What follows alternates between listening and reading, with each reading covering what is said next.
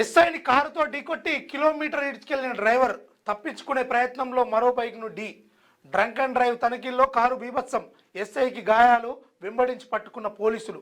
రంగారెడ్డి జిల్లా యాచారంలో ఈ ఘటన. నిజంగా ఈ తాగేటోళ్ళందరికీ కూడా మరి తాగి డ్రంక్ అండ్ డ్రైవ్ చేసేటోళ్ళకు ఆడ డ్రైవర్లను ఏర్పాటు చేసుడో, లేకపోతే మనమే ఓ బస్సులను ఏర్పాటు చేసో, లేకపోతే ఏదో రకంగా వాళ్ళని గమ్యస్థలానికన్నా చేర్చే అవకాశం కూడా తీసుకుంటే మంచిది. ఎందుకంటే ఇప్పుడు వాళ్ళు అధిక శాతం పన్నులు ఓడగడుతుండ్రా ఈ రాష్ట్రంలో అంటే ట్యాక్స్ పేయర్స్ వీళ్ళే ఎవరు మన తాగుబోతు సంఘపోళ్ళు.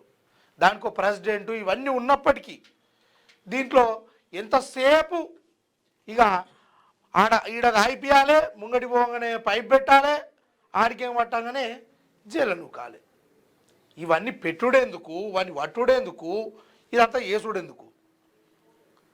ఇంకా వాటిపైన ప్రభుత్వం దృష్టి పెడుతుంటుంది. ఎట్లా మనం అధిక శాతంలో అమ్మాలి, ఎట్టి పరిస్థితుల్లో ప్రజలందరినీ తావుడుకు బానిస చేయాలి, యువతను మత్తుకు బానిస చేయాలి, మనం ఎంబడ దింపుకోవాలి, ఆగమాగం గాయగత్తిరి చేయాలి. మొన్న ఒక కానిస్టేబుల్కి గంజాయి మత్తులో ఉండి ఒక 5గురు వాహనాన్ని గుద్దినటువంటి పరిస్థితి.